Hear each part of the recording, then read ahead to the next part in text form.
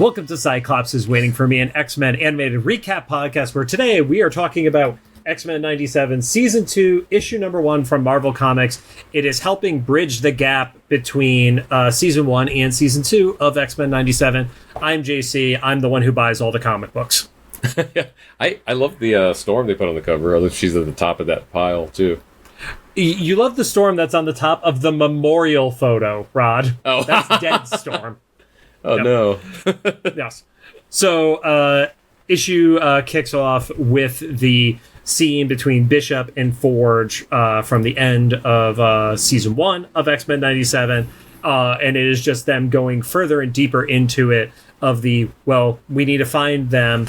Bishop knows they are lost to time and not dead, which is a good thing. So it gives him a reason to keep looking.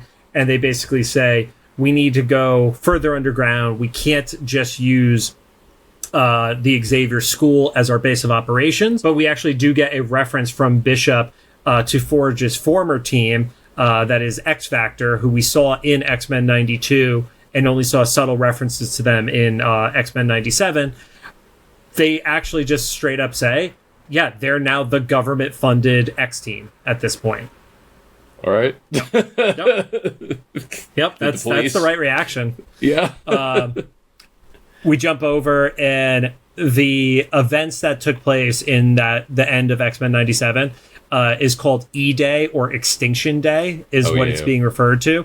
So you see Jubilee and Sunspot who are there at a memorial for it. And of course, with any memorial, you get a bunch of like problem people that aren't full-fledged Friends of Humanity people, but they're holding up like no mutant signs, things like that. Oh, and it's then the Westboro Baptist of the universe. Very much that vibe.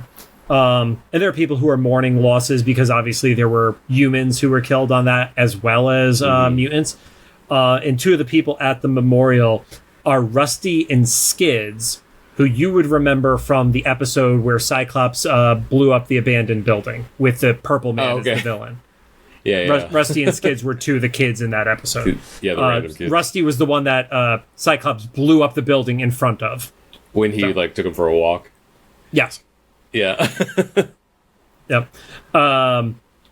Also, I know we realized that when we were watching Deadpool 2, that's the kid. Rusty is that kid. Oh, yeah. I forgot about that. Yep, same. The firepower stuff. Well, speaking of fire powers, Pyro's still alive. We talked about there's no Pyro, no Avalanche, or any of them. But Pyro is at the memorial. The people are like, yeah, you should go back to your home. And Pyro's like, yeah, you guys leveled my home, referring to Genosha. This is wild. So they're not gonna start from here in season 2. That's an interesting point. Right. But of course, the release order of this is first week of 4 months in a row. The show will be done by the time the last issue comes out. So yeah. Pyro starts a fight with these guys, and then you see the Mutant Liberation Force, which is like an offshoot of Mystique's Brotherhood, basically. You see the mutant whose name I always forget, who looks like Goro. He's the guy with the four arms. I think his name is Forearm. He says an awful name like that. Oh, yeah, right. Yeah. Random, Tempo, and Avalanche. And then Jubilee has like the angel and devil on her shoulder of, oh, what should I do? Cyclops is saying like, get the civilians out of there. Wolverine is saying, go kick ass. Jubilee sides on like, I'm going to go protect people. Fight breaks out, and then X-Factor arrives, and I'll show this page very quickly. It is basically the entirety of X-Factor except for Quicksilver, who we knew was a part of the team, but in the Wall of Faces, he and Wanda are both marked as off-world, and we have no idea what the fuck that means. Mm-hmm.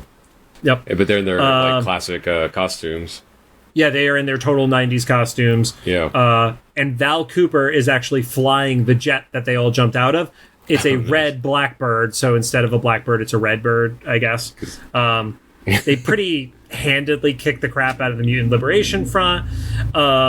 And you see Havoc go over to these kids, and it's like, oh, thank you for saving us. We weren't with those guys. And then Havoc has the Genosha collars in his hands that he is like, it's implied that he puts on the kids. Yeah. Thanks. Yeah, all that is happening. Like your reactions are spot on, right? Big yikes. Running down the street, Jubilee and Sunspot are trying to like figure out their way of getting out of this because they don't have the resources they used to. And Miss DaCosta, Roberto's mom, pulls up in a limo and basically is like, you didn't figure your shit out. You're still running around with these mutant terrorists. You're cut off from the family fortune. Maybe if our investment in the cure works, then we'll talk about bringing you back. And that's the whole scene with his mom. I'm so afraid because of the trailer for the animated show that Sunspot dies this season. I mean, we're going to get the X-Force version of Sunspot, so because I don't know.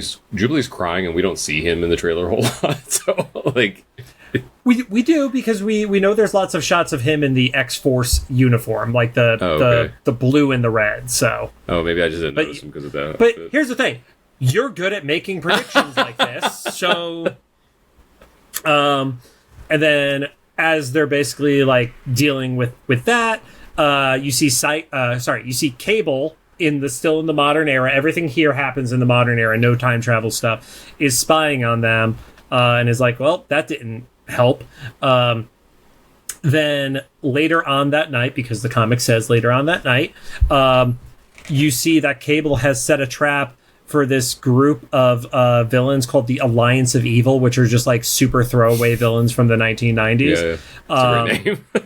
Who are trying to find Apocalypse. And the trap that's set for them is like a guy who's a fake follower of Apocalypse or a tied up follower of Apocalypse. And Cable, Psylocke, and Archangel pop in and beat the shit out of these three villains. And they leave one of them who's like still conscious, and she's like, you're not going to do anything to us, you're like the X-Men. And Cable's like, we're nothing like the X-Men. It's actually like a pretty like badass moment essentially. And then the issue wraps up with all of the Mutant Liberation Front and Rusty and Skids in these armored vans being taken to a detention facility. And the line of the entire issue, Avalanche says to Multiple Man, you're a species traitor and a jackbooted thug. All right. By being the government agents of this. So, yeah. Yep. This season's going to be political. That's interesting. I don't see how it's not if this is how they're setting it up right now. If this is the light story. This is the lighter version. Absolutely. Yeah. And then it wraps up when they are driving across a bridge.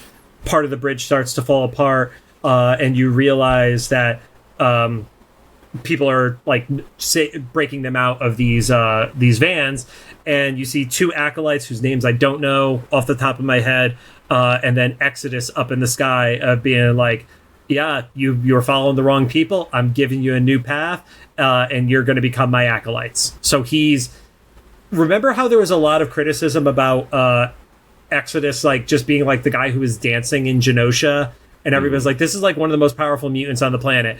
Where was he during the fight?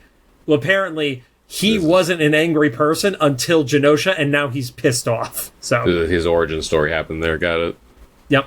So, yeah. And then the cover of the next issue is Psylocke, Cable, Archangel, along with Jubilee and Sunspot on it. And that comes out the first week of July. So, nice. I said it on the full standard episode.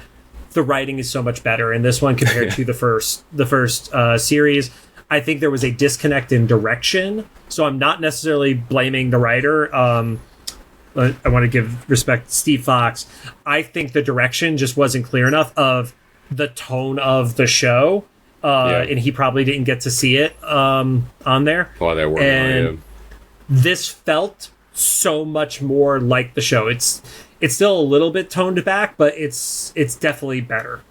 So, I would say... I guess we'll see how toned back it is when the season starts. Yeah. I would say for comic book buyers, it's probably worth getting this first issue. And then, of course, each month that it comes out, I'll review and give Rod these updates because Rod's not going to read it. And then I'll give the review at the end of like, is it worth buying the trade for this? Who knows? But I'm definitely more positive than where I was when this got announced originally. Because that's like a lot more than you remember, I did not like that first season 1 prequel trade. So yeah, I mean, I think more happened in this first issue than the entirety of the last season run. The only thing that happened in the last season run was the return of Morph, which happened just like at random. And then the Jean pregnancy announcement. That was all I remember from it. Because there were, and the rest of it is like, we arrived somewhere. Yeah, we're gonna go have a baby shower that's gonna have a fight at it for 18 pages. So yeah, that's fun. But yeah, that was our quick mini episode. 12 minutes of this shit. So thank you guys for sticking around with us. If you like what you heard, drop a comment on whatever podcast platform you listen to. And if you have any thoughts, questions, comments, etc., YouTube upload, Spotify upload, or Instagram about this episode. 97's right around the corner. Hell yeah, it is.